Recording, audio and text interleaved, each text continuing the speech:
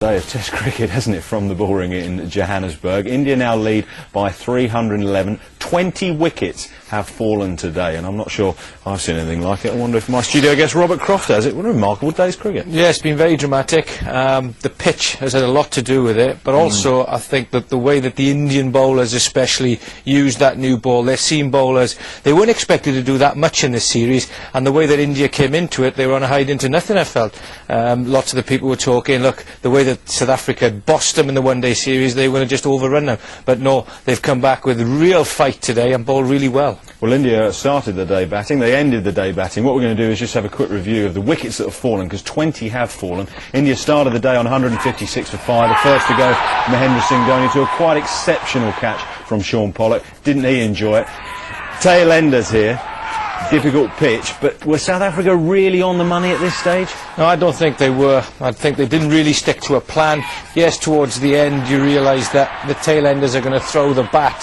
However, they didn't stick to a plan, and India gained some real good momentum with tail end wagging.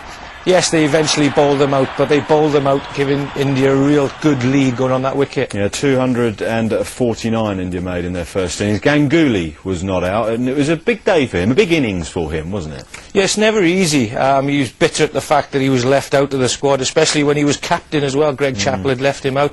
Been out for 11 months, and those were really long 11 months for them. And as soon as he took the field, he had that steeliness. He really looked determined to show India what they'd been missing for that 11 months. There was a brief period where South Africa had to bat before lunch, and they lost 3 wickets. The first to go was the captain, Graham Smith. Technique again at fault? Yeah, technical problems, Graham. He's falling over left-handers. Yeah, we know that Herschel Gibbs plays aggressively, but at that stage, just before lunch, wasn't warranted that shot. Got caught at point, and a perfect delivery there from Srinath.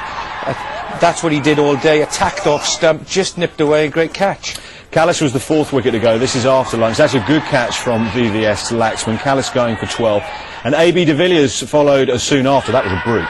It was. You can't play them. He tried to take his bottom hand off the ball to keep the ball on the ground, and a good catch. But more than anything, as far as I was concerned, India's skill today was bowling a good straight line. LBW caught behind. That's what they did. They learned from the way that South Africa bowled. And then when you've got the introduction of somebody like Anil Kumble, a world-class spin bowler, some variation, again bowling straight, that was a good change bowling from India. Last man out was Andre Nell for 21, but it had been made off just 24 deliveries, so he put back to ball to good effect for South Africa. But overall, well, it was a horrible batting performance, all out for 84, and they conceded a 165-run lead. And the difference really was, as you said, that was the lines that they bowled. Tighter lines. It's not rocket science. I know out there commentators are talking about length, but no, they didn't give the South Africans any room to throw the bat at the ball. They attacked off stump. They give their bowlers 6-3 fields 5-4 at times, allowing them to attack the stumps. Variation in bounce, variation in lateral movement off the wicket as well. So it was an important 165-run lead that India took over first innings. They came out to bat in their second innings. They lost Wasim Jaffer very quickly. It's been a poor tour for the opener so far. Rather hanging the bat. Hanging the bat, but early on he's looking to field bat on ball. A good delivery again. And then Pollock, that's what he does, hits her on or around. That's his 400th wicket, caught behind Dravid. And then, what a great way that they'd sort of resurrected a little bit, played positively, gets caught in the gully, again, good lines. And then the wicket, the big wicket of Tendulkar dragging on.